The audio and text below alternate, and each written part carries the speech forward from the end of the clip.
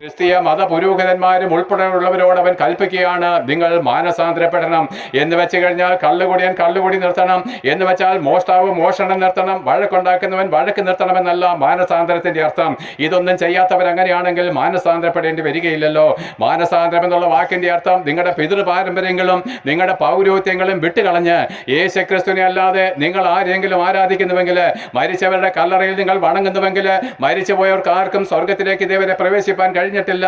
അതേ യേശുക്രിസ്തുവിനെ അല്ലാതെ നിങ്ങൾ മറ്റേ ആരെങ്കിലും മഹത്വപ്പെടുത്തുവാൻ ദൈവികമായി ആഗ്രഹിക്കുന്നുവെങ്കിൽ, അതേ മരിച്ച നരകത്തിലേക്ക് പോകുന്ന ഒരു പുരോഹിതനെ നോക്കി നിങ്ങൾ പിതാവെന്ന് വിളിക്കുന്നുവെങ്കിൽ, അതെല്ലാം വിട്ട് പിതാവായിരിക്കുന്ന ഒരുവനേ ഉള്ളൂ, സ്വർഗസ്ഥൻ തന്നെ, അവനെ അല്ലാതെ നിങ്ങൾ പിതാവെന്ന് വിളിക്കല്ല പ്രിയരെ. കൊടിയ പാപമാണ് നിങ്ങൾ ചെയ്യുന്നത്. മാനസാന്തരം എന്ന് പറഞ്ഞാൽ ഇതെല്ലാം വിട്ട് യേശുക്രിസ്തുവിനെ ഏകരക്ഷകനായിട്ട് അംഗീകരിക്കുന്നതാണ്. അതിനുശേഷം നിങ്ങൾക്ക് പാപമോചനത്തിനായിട്ട് നിങ്ങൾ സ്നാനമേൽക്കണം പ്രിയരെ. ഈ സ്നാനത്താൽ അല്ലാതെ പാപമോചനമില്ല. ഈ സ്നാനത്താൽ അല്ലാതെ ദൈവമായിട്ട് ബന്ധപ്പെടുവാൻ നമുക്ക് കഴിയത്തതുമില്ല.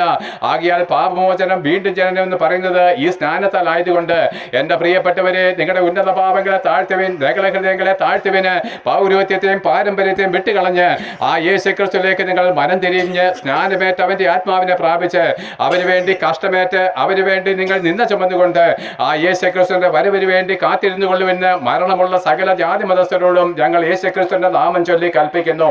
അങ്ങനെയാണെങ്കിൽ എന്താണ് നമ്മുടെ പ്രതിഫലം? നാളെ യേശുക്രിസ്തു മടങ്ങി വരും പ്രിയരെ, ഉറപ്പായിട്ടും മടങ്ങി വരും. ഇന്ന് നിങ്ങൾ എൻ്റെ പ്രസംഗം കേൾക്കുന്നുവെങ്കിൽ, ഇന്ന് വൈകിട്ട് സൂര്യൻ അസ്തമിക്കുമെങ്കിൽ, അതിനേക്കാളും ഉപരി ഞാൻ ഉറപ്പായിട്ടും പറയാം, യേശുക്രിസ്തു ഭൂമിയുടെ ഏകാധിപതിയായിട്ട് മടങ്ങി വരുവാനുള്ള സമയമായിരിക്കുന്നു. അവൻ മടങ്ങി വരുമ്പോൾ നിങ്ങളുടെ കരങ്ങൾ ബലപ്പെട്ടിരിക്കേണ്ടതിന് ഉന്നത പാപങ്ങളെ താഴ്ത്തി നിങ്ങൾ മാനസാന്തരപ്പെട്ട് സകല ജാതി മതസ്ഥരും ക്രിസ്തീയ മതവിശ്വാസികളും പുരോഹിതന്മാർ ഉൾപ്പെടെ മാനസാന്തരപ്പെട്ട് സ്നാനമേറ്റ് അവന്റെ ആത്മാവിനെ പ്രാപിച്ച് അവന് വേണ്ടി നിങ്ങൾ കാത്തിരിക്കുന്നുവെങ്കിൽ, നാളെ അവൻ മടങ്ങി വരുമ്പോൾ നിങ്ങളുടെ ദ്രവിച്ചു പോകുന്ന ശരീരത്തെ അവൻ മാറ്റി നിങ്ങൾക്ക് ദ്രവത്വമില്ലാത്ത തിളക്കമേറിയതും മരണമില്ലാത്തതുമായിരിക്കുന്ന ഒരു ശരീരം നിങ്ങൾക്ക് തന്നുകൊണ്ട് 1000 വർഷം നാം യേശുക്രിസ്തുവിനോട് ഈ ഭൂമിയിൽ രാജാക്കന്മാരായിട്ട് വാഴും. അതിനുശേഷം ലോകം അവസാനിക്കും. നമ്മൾ യേശുക്രിസ്തുവിനോട് കൂടെ ദൈവത്തിന്റെ സിംഹാസനത്തിന്റെ അടുക്കിലേക്ക് സ്വർഗത്തിലേക്ക് പറന്നു പോകും. നിത്യാനന്ദം നമ്മുടെ തലമേലിരിക്കും. ഇല്ല എങ്കിലോ നിങ്ങളുടെ ഉന്നത പാപവും നഗലഹൃദയവും പൗരോഹിത്യത്തിലും ഇരുന്നു കൊണ്ട് നിങ്ങൾ പാപികളായിട്ടാണ് മരിക്കുന്നതെങ്കിൽ, നിങ്ങൾ ഇന്നത്തെ അവസ്ഥയിൽ മതഭക്തിയിലാണ് മരിക്കുന്നതെങ്കിൽ, പ്രിയരെ, കണ്ണുനീരോടെ ദുഃഖത്തോടെ ഞങ്ങളൊരു സത്യം വിളിച്ചു പറയുകയാണ്. നിങ്ങൾ പാപികളായിട്ടാണ് മരിക്കുന്നതെങ്കിൽ, അതൊരു ക്രിസ്തീയ പുരോഹിതനാണ് ഉൾപ്പെടെയുള്ളവരാണെങ്കിൽ, എൻ്റെ പ്രിയപ്പെട്ടവരെ, ഇന്നാണ് യേശുക്രിസ്തു മടങ്ങി വരുന്നതെങ്കിൽ, ഇന്നേക്ക് 1000 വർഷം തികഞ്ഞെന്ന് ലോകം അവസാനിക്കുമ്പോൾ എൻ്റെ പ്രസംഗം കേട്ട നിങ്ങൾ ഓരോരുത്തരും ഈ കല്ലറകളെ വിട്ട് ഇതേ രൂപത്തിൽ എഴുന്നേറ്റ് വന്ന് നിങ്ങൾ പാപമോചനം നേടാതെ മരിച്ചതുകൊണ്ട് യേശുക്രിസ്തുവിന്റെ സിംഹാസനത്തിൽ നിങ്ങളുടെ എണ്ണമില്ലാത്ത രഹസ്യങ്ങളും പാപങ്ങളും പരസ്യപ്പെടുത്താൻ നിൽക്കേണ്ടി വരും. ഞാൻ വലിയൊരു വെള്ള സിംഹാസനവും അതിലൊരുത്തൻ ഇരിക്കുന്നതും കണ്ടു. അവന്റെ മുമ്പിൽ നിന്ന് ആകാശവും ഭൂമിയും ഓടിപ്പോയി, പിന്നെ അതിനെ കണ്ടില്ല. മരിച്ചവർ ആബാലവൃത്തം അവന്റെ മുമ്പിൽ നിൽക്കുന്നത് കണ്ടു. പുസ്തകങ്ങൾ തുറന്നു, ജീവന്റെ പുസ്തകമെന്ന വേറൊരു പുസ്തകം തുറന്നു. മരിച്ചവർക്ക് ഓരോരുത്തർക്കും അവനവന്റെ പ്രവൃത്തിക്കൊത്തവണ്ണം ശിക്ഷാവിധി ഉണ്ടായി. എൻ്റെ പ്രിയപ്പെട്ടവരെ, നമ്മൾ വിചാരിക്കുന്നുവോ നമ്മൾ രഹസ്യത്തിൽ ചെയ്ത പാപം തീർന്നുവെന്ന്?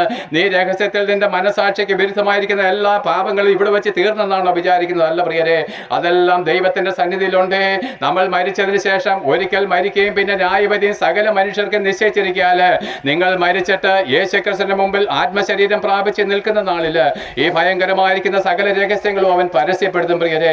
എന്നിട്ട് അവൻ നമ്മളെ നിത്യമായിരിക്കുന്ന നരകാഗ്നിയിലേക്ക് തള്ളിക്കളഞ്ഞാൽ, എൻ്റെ പ്രിയപ്പെട്ടവരെ, നമ്മൾ ഒരാളുടെ ആത്മാവിനെ നരകാഗ്നിയിലേക്ക് എറിഞ്ഞു കളഞ്ഞാല് അവിടെ നമ്മളെ രക്ഷിപ്പാൻ പുരോഹിതന്മാർക്ക് കഴിയത്തില്ല.